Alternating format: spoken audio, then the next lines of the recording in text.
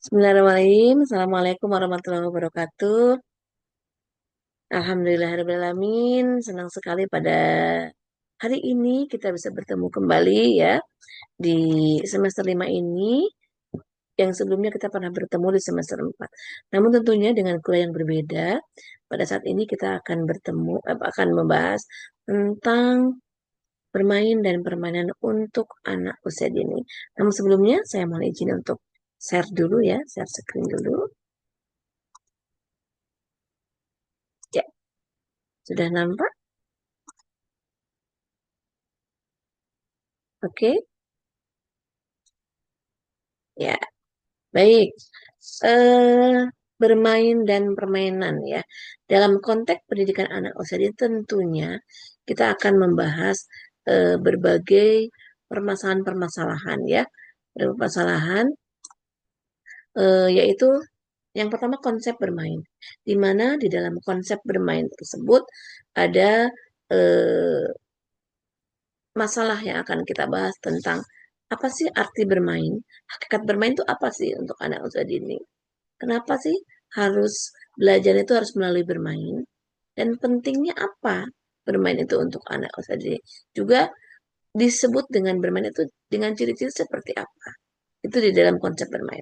Selanjutnya ada jenis-jenis kegiatan bermain, kemudian ada model pembelajaran, ada pengelolaan kegiatan bermain, ada juga merancang kegiatan bermain dan alat peraga edukatif. Tentunya di sesi ini kita akan membahas tentang konsep bermain. Nah, tentunya sebelum lanjut saya ingin menayangkan sebuah ilustrasi dulu ya. Ilustrasi dulu. Ya, coba lihat.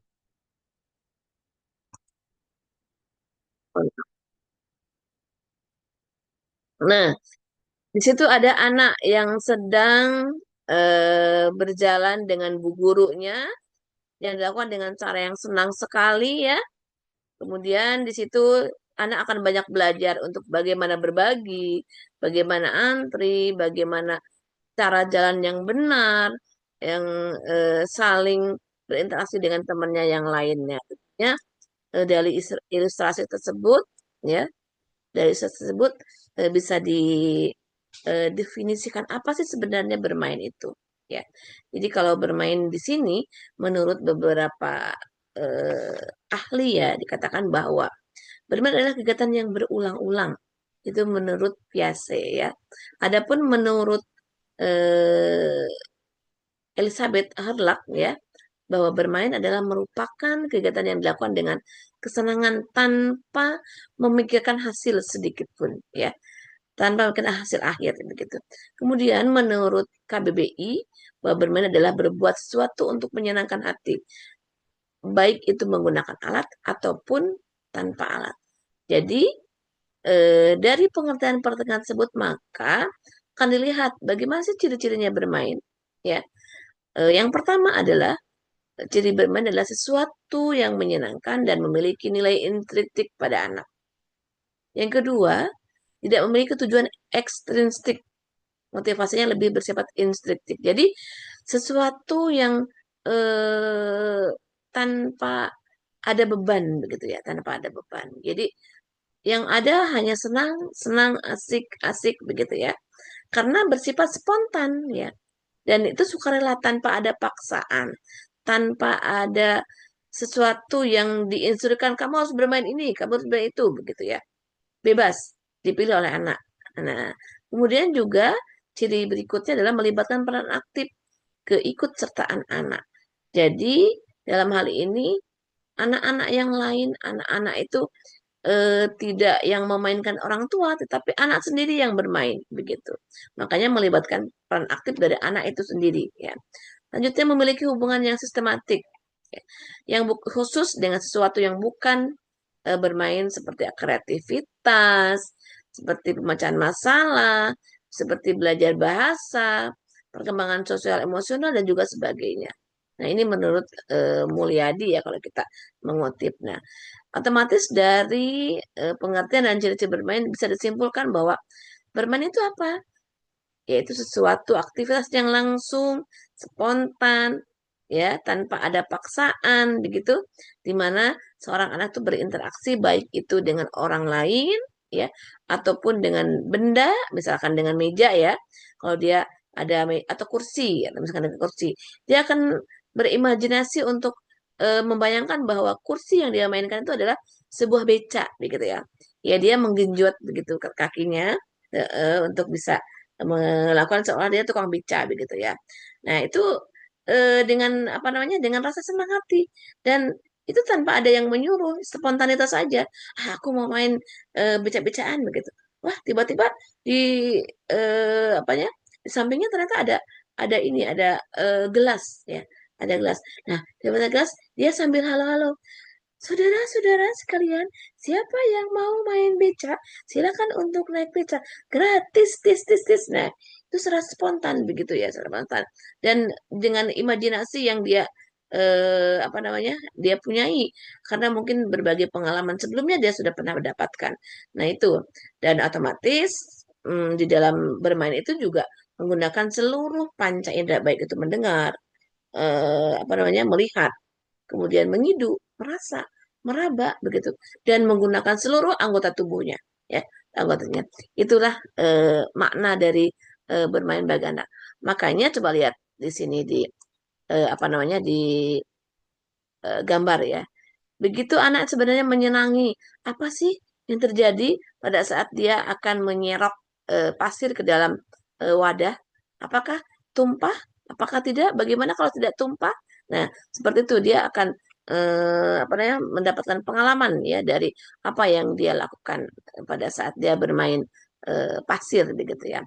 Nah, berikutnya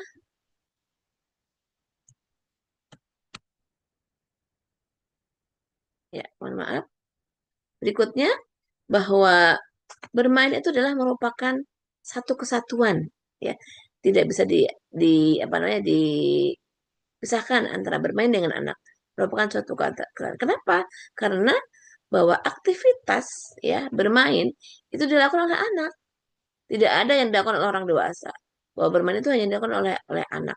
Adapun bermain yang dilakukan oleh dewasa itu berbeda lagi ya, berbeda lagi. Dan pastinya aktivitas anak itu selalu menunjukkan kegiatan bermain. Maka dari itu, coba kita lihat ya, kita perhatikan dengan asik dia memainkan apa namanya, sedang main pasar-pasaran ya kalau bahasa kita ya, pasaran dengan asik tanpa ada paksaan, tanpa ada, dia dengan mengembangkan bahasanya berjualan begitu ya, kita bisa akan terlihat nampaknya. Nah, di sini kenapa sih harus melalui bermain? Ya, harus bermain.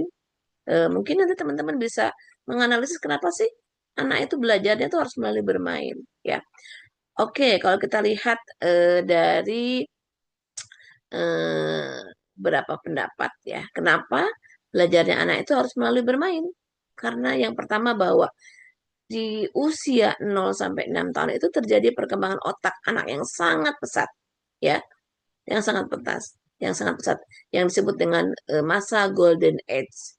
Sehingga eh, di situ bahwa bermain itu bisa mengembangkan keterampilan berpikir. Di usia golden itu harus distimulasi dengan baik, ya.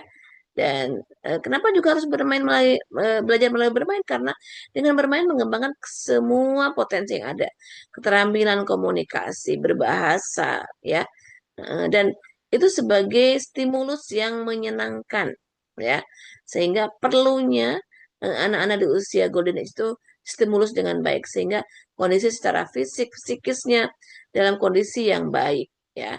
Dan di sini juga bermain itu mengembangkan semua aspek perkembangan nilai agama, moral, sosial, emosional, kognitif, bahasa, fisik, motorik, seni, ya. Maka kenapa harus melalui bermain?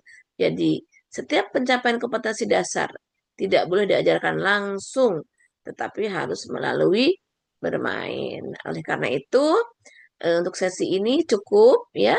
Kenapa harus melalui bermain? Nanti teman-teman bisa melihat link ini. Di situ ada berbagai informasi yang teman-teman nanti bisa menganalisis ya.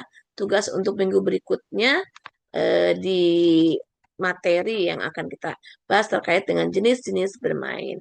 Demikian yang bisa saya sampaikan. Nanti kalau ada pertanyaan-pertanyaan bisa di chat melalui WhatsApp grup. Begitu teman-teman. Sampai ketemu minggu depan ya. Silahkan untuk tugasnya dikerjakan dan kita ketemu di minggu depan. Terima kasih. Assalamualaikum warahmatullahi wabarakatuh. Ya, satu.